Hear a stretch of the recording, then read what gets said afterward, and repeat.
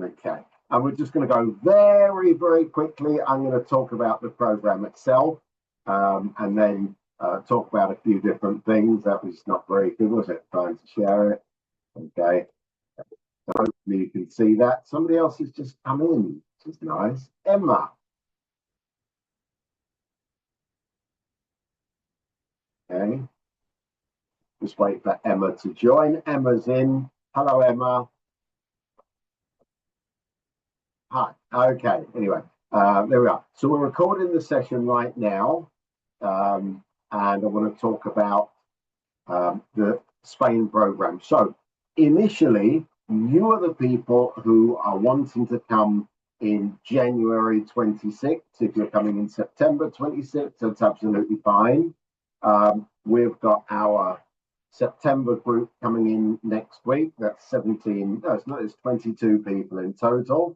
And they'll be going to their different schools. So just so we've got today quite a clear image, or quite a clear image of what we're going to be doing, and what the program consists of. So first of all, obviously, it's in Spain, and you're coming to Spain, hopefully, right? As you can see, this is a map of Spain. You've got lots of different provinces. There's 49 different provinces in this tiny country.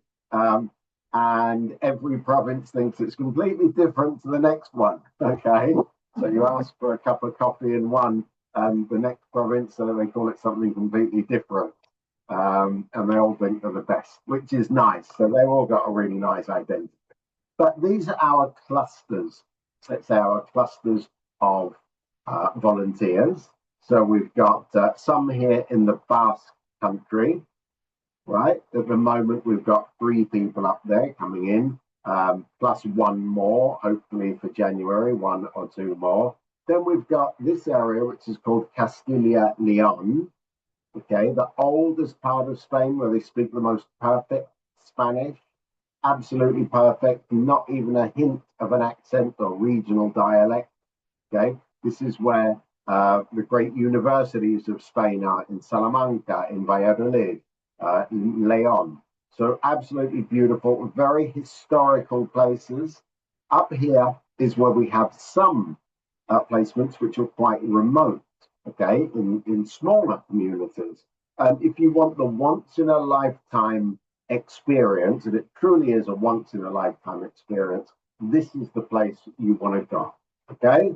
Where you will learn about Spanish traditions in absolutely untainted by tourism. Having said that, Castilla-Leon has got 9 World Heritage Sites. So there's a lot of things to see and do, mountains, skiing, just history. It's just so steep in history all around there, okay? Then we've got Madrid, okay? So we've got a couple of placements around Madrid.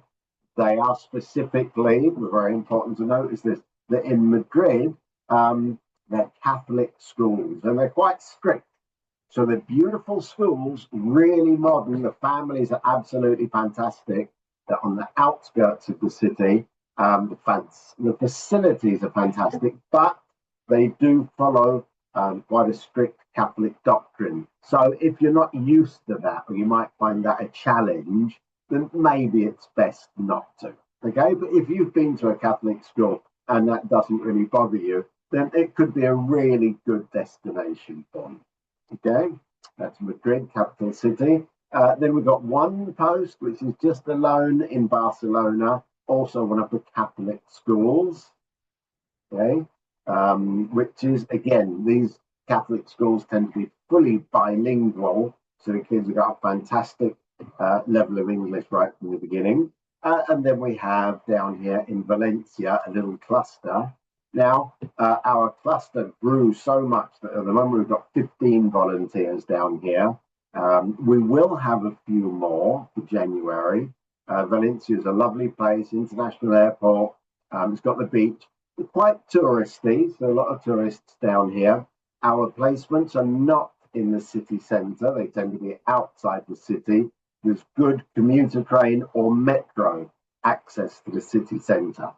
Okay, Valencia is a lovely place too.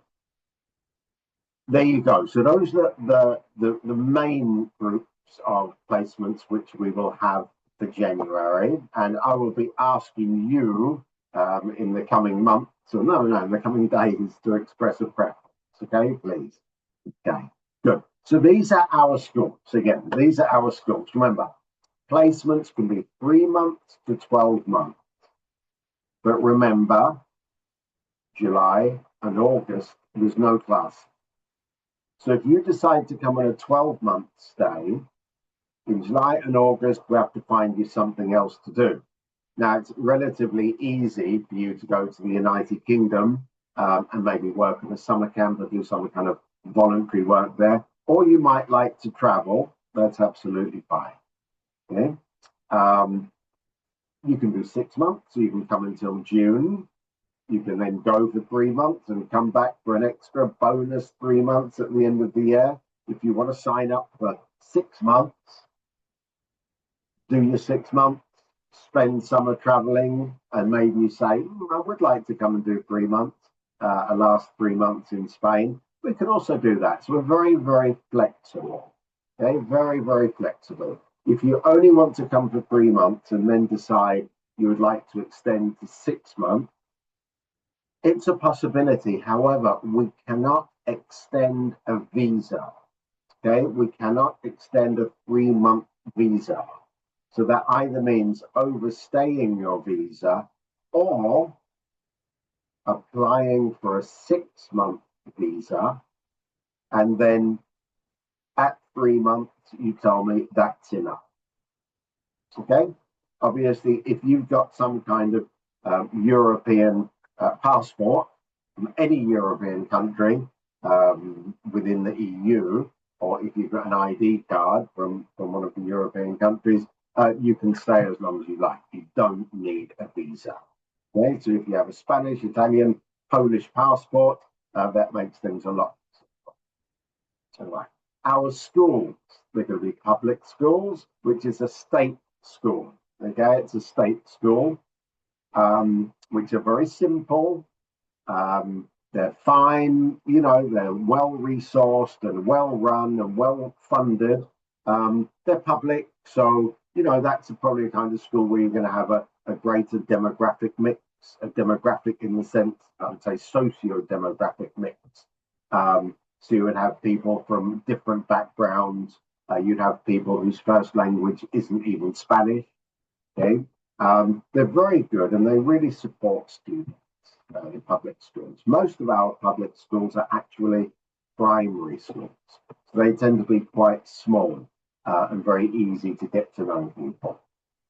Okay, we then have our charter schools. The charter schools typically have names like Santa Maria or San Jose, right, which would be St. Mary or St. Joseph. So the charter schools are schools which are independently run, nominally by religious groups, but they're funded by the government. What does this mean? They're not allowed to adhere to a strictly religious, doctrinal way of teaching. They do teach religious education. You might see some religious imagery around the school. However, they are obliged to let anybody in, whatever their faith, and nobody is obliged to take part in any religious ceremonies. So actually, I think that's probably a lot more like the kind of schools which we're used to in other countries. Okay? And then finally, we have our Catholic schools, which, as I say, are quite strict. You know, in some of them, they separate the boys and the girls. The boys and girls are together until they're 6 or 7, and from onwards, from 7 onwards, and they're split into the boys' groups and the girls' groups. And then finally, at university access, about the age of 17, 18, that's when they're brought back together. So, you know, little funny things like that. But again, very nice people. We've been working with them for a few years, and they're really, really nice. Okay, good. You can get family accommodation, which includes full board, a single room for you, a key, obviously. But it is family accommodation, so you're expected to live as part of the family. Okay, and normally it works out absolutely fantastic. Spanish families are really welcoming. They want you as part of their family.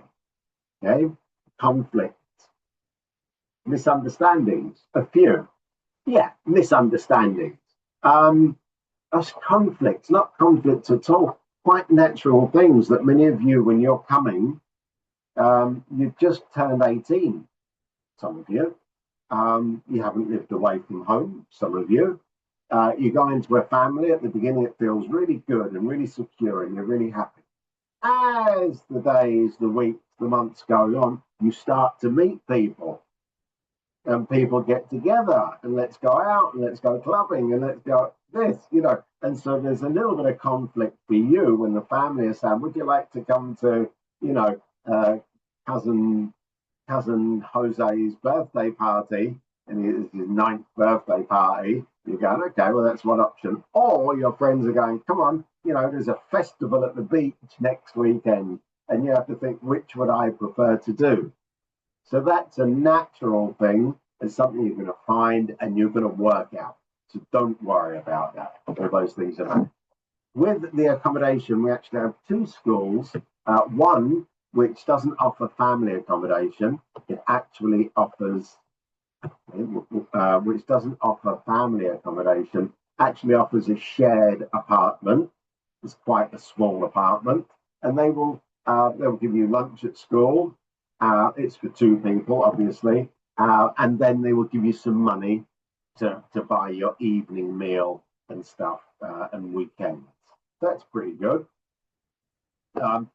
So you get your full board, you get your food. The Spanish, very basic with their food. That means, when they say, what are we having for dinner? And say meat. Wow, it's a lot of meat. So what's the first course? And they'll be going greens, verduras. And there you go, there's a big plate of greens. So it's a lot of food.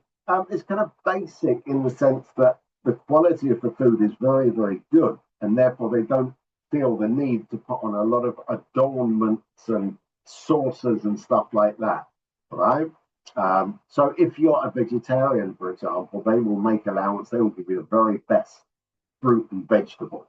And you then say, I want synthetic meat or tofu or stuff like that. They'll be scratching their heads going, well, if you're a vegetarian, we're giving you the very best vegetables.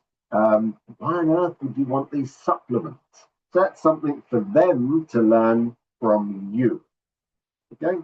They're going to learn that from you as well. So full board. And that's, whilst you're with the family, obviously.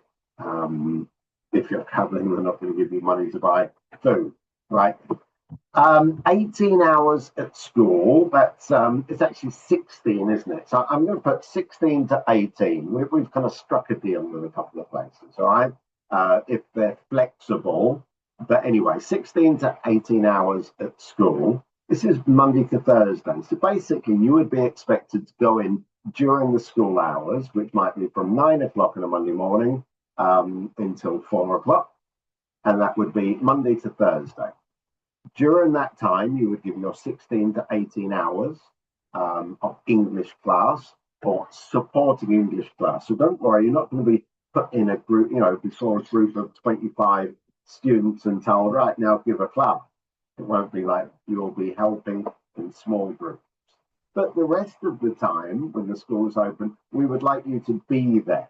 We want you to be talking to other teachers. We, obviously have dinner at school. There might be sports or break or stuff like that, where you would be expected also to be present. Okay, that's Monday to Thursday. And Fridays, we want you to have a day to study, to do your things, to get together with other volunteers, to travel a bit further afield. So that's your day. Your Friday is your free day. And yeah, you can probably arrange that if you wanted to travel, let's say you wanted to go to Rome, where a lot of low-cost flights from Spain, you can probably leave on a Thursday evening and come back on a Sunday evening. So you have Thursday, Friday, and Saturday, a 3-night trip, which is much nicer than just a 2-day weekend. Okay. You're also expected to give up 5 hours of your time to the family, specifically to help the kids with their English. Okay? And that's 5 hours a week. So, kind of before you go off and kind of get your gym membership or stuff like that, make sure that your 5 hours are well scheduled, right? Spanish kids tend to have a really structured extracurricular routine where the parents are sending them off to, to football practice, English classes, academic support classes. They've probably got 1.5, 2 hours of homework every evening post primary. Okay, so they're really full up. Obviously, those evening sessions, that evening time, thinking that Spanish people have their meals much later. The evening session means that you'll also be able to go and give some private classes. Okay, so you'll be able to earn some pocket money, and that's typically between 4 o'clock and 8 o'clock. So you're giving 1 hour over to the family. You're going to the gym 3 times a week. So you've still got, 8 to 10 hours free when you can earn a little bit of pocket money. Got any questions? Put them in the chat box, and then we'll talk about them. Okay, so your volunteer duties at school, remember, it's to help with spoken English practice. That's the 16 to 18 hours per week with class groups. Okay? You're going to be helping the class teacher as an English assistant, right? You're not going as a teacher. You're going to be the assistant teacher or the teaching assistant. You also have to attend some teachers' meetings, and you also have to meet with your mentor. So that's the person at placement who's nominated to be with you to plan activities. So they will say, so what is it you're going to do? We're going to be helping you. I'm going to be sending you ideas about presentations you can do now. I tell you what, AI is a fantastic source to help you prepare material, and it's really quite straightforward. Okay? And then the mentor will look over the stuff and say, yeah, that's great. Let's use that in a class or class. And then also, if you're lucky enough, take part in school activities, excursions, theatre, outings in the mornings. They might visit somewhere, which is kind of somewhere local. Go along and get to know the local community. So those are your duties. Some of the schools might say you have to dress in a particular way. Some of them might say, oh, no visible tattoos. You don't have to bring very formal clothes, ever. Okay, so not really formal clothes, but the individual schools will tell you what they expect.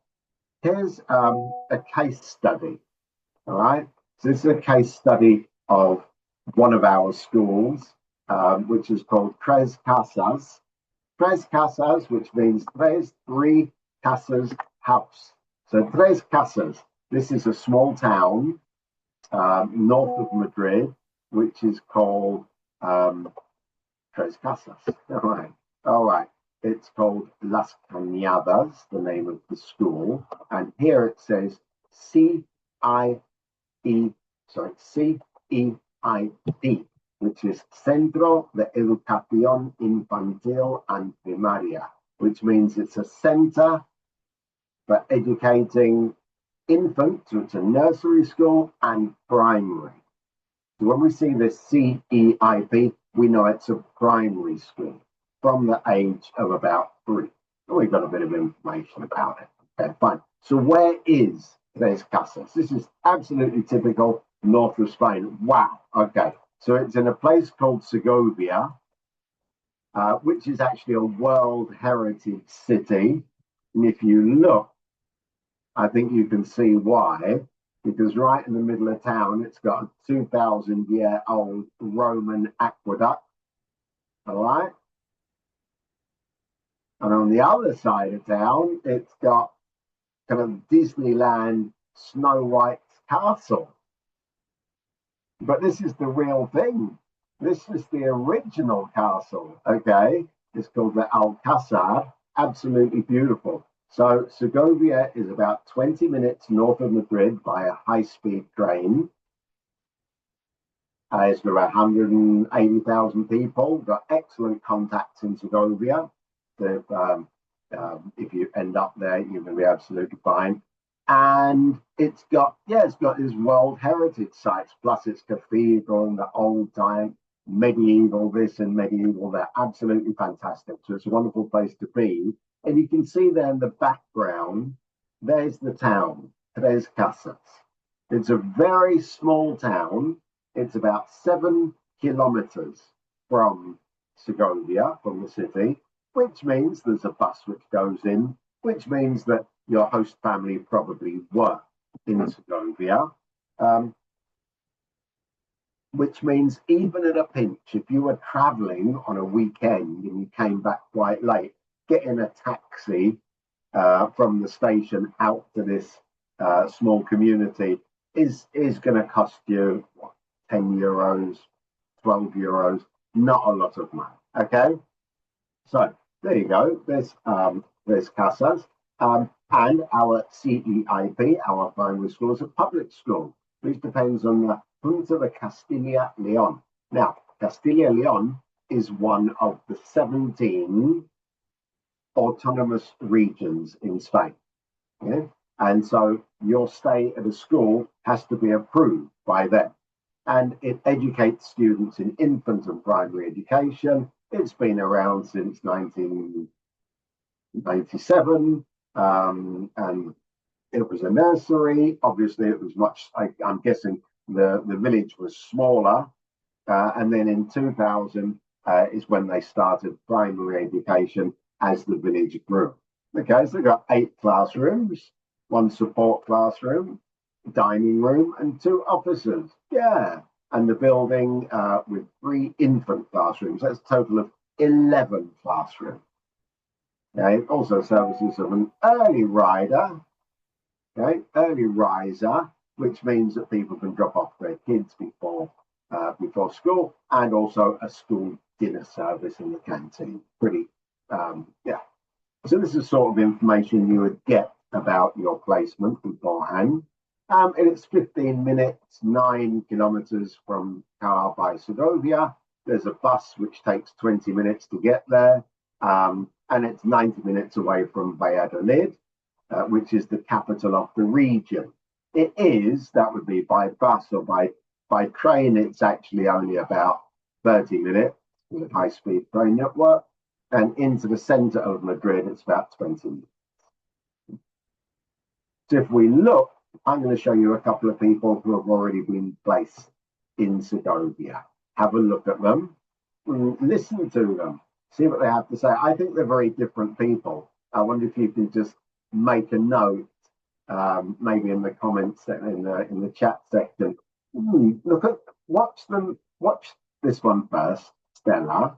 Let's see what she has to say about her time in Segovia, Tres Casas. Hi, I'm Stella and I'm from Canada, and today we're at the Alcazar in Segovia. It's this really beautiful castle, and I've been here for about a month now and I'm absolutely loving it. My family is amazing. I live just about 10 minutes from Segovia, so I get to come to Segovia all the time and check out the bars. Made lots of friends. It's amazing here. I love it so much. Wow. Okay. That's Stella from Canada. And then we've got Jay from Australia. Let's listen. Well, I am very lucky. I get to work with some amazing teachers and some amazing students who have been very, very welcoming. Every morning I'm greeted by so many little hellos and good mornings in the playground. It's beautiful. In terms of the school, I've been very lucky to be welcome on all of the excursions that they've been on. For example, on Monday, we went to the House of India. We went to a boat where we got to explore, I guess, the captain's deck and down below in the engine room, which has been fantastic.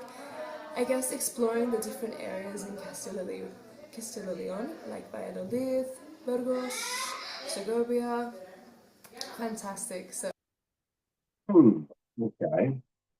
Yeah, I wonder what there's Jade from Australia. Okay, with her Adventures hoodie. All right. Think about there's a little difference. Maybe we don't really have time. I don't want to keep you today, actually. But actually, there's a little bit of difference there. You know, you can see that Stella was really excited to be here and she'd go out and discover the bars and stuff like that. She was very, very popular. Jay was a little bit more focused on the experience at school and actually discovering things with the kids. They were both extremely welcome, and people have very good memories of both of them. But you know, it gives you an idea how much things which you can go and see. Your social life is guaranteed, but then again, your life at school, your time at school is going to be very, very enriching as well, as long as you keep in mind you're going to be with kids, right? Um, so, you know, you want to start drawing on some experience of your own. If you've worked with kids and to be thinking, it's not just 1 hour, 2 hours. Well, I'm going to be there amongst them Monday to Thursday. It's going to be my main occupation. So it's a good idea if you're really going to focus on positive things, which you can do with kids and which kids like to. Okay. Now back to business, as it were. Our timeline, I should say, Spain, January 2026. Okay, 20. Okay. So our timeline is basically, listen, by the end of this month, okay, so that is by the 30th of September, you need to have paid your deposit, which was the 500 US dollars. You need to have signed the TC, which is the terms. All right. Can you all hear me? Or have I done up? Am I okay? All right.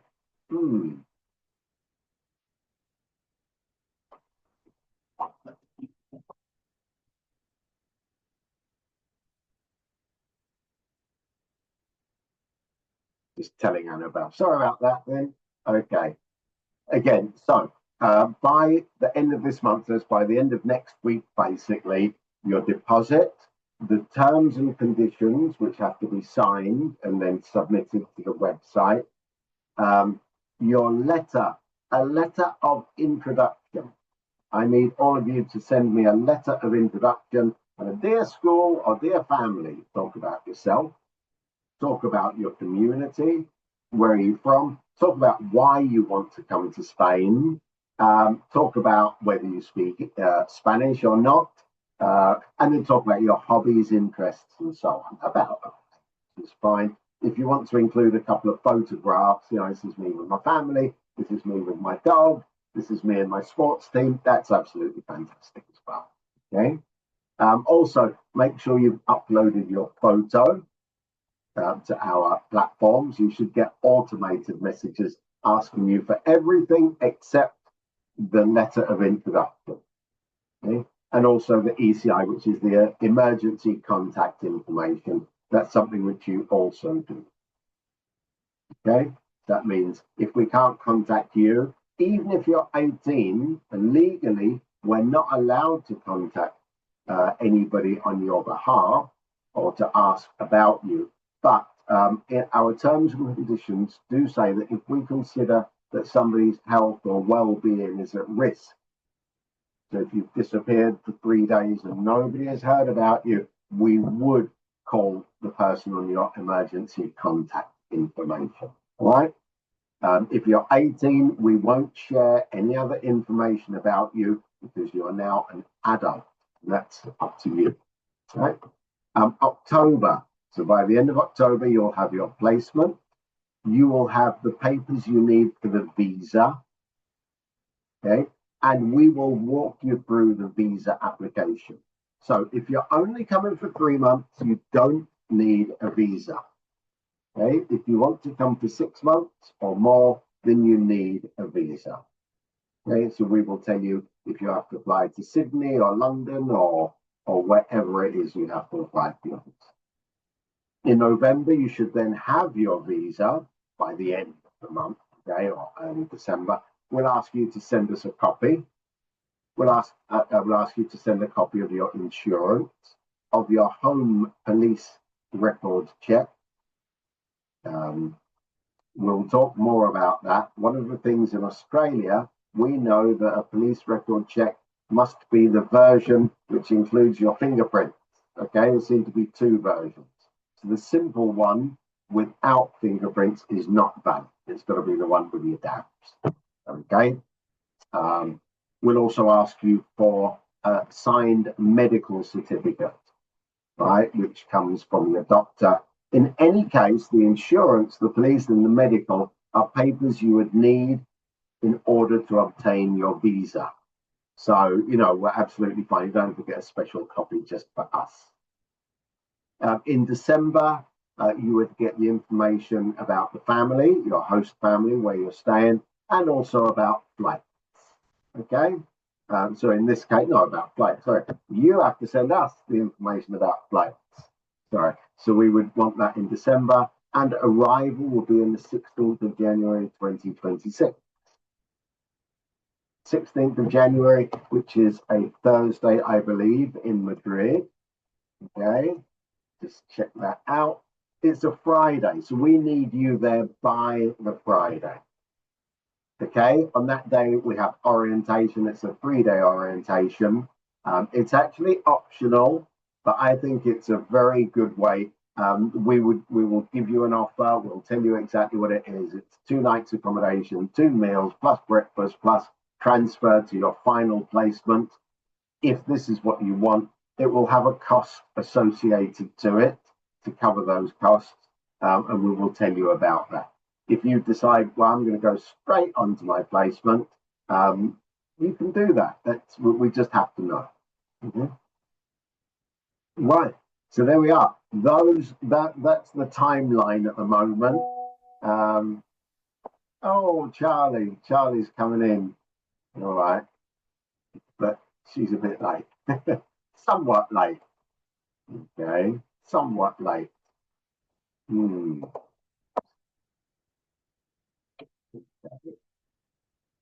I'll just say, let's talk after. If anybody ever got any questions, okay. Right. So that's it. So what we really need to do, because the placements are coming to me, well, have you got anybody? We'd like to know, and this kind of stuff. So please, maybe, if you would like to start off by sending me, an email this week, just to say, I will be able to come, and this is the kind of placement I have in mind. I'd really appreciate that as well. Okay, and I can start allocating you. I do know, but I know that people also change. So whatever you told me a month ago, I probably want you to come and confirm it for me. So remember, Basque Country, beautiful. Castilla, amazing. We've got some amazing schools there. Pure Spanish, all right. Madrid, mainly Catholic. And then Barcelona, Catholic. And then Valencia, a bit of a mix, but one of them is a highly Catholic school. Okay, others which aren't. Right. So there we are. Okay. Right, so that's all from me. Please tell me, do you have any questions? Are there any questions? I'm actually going to stop the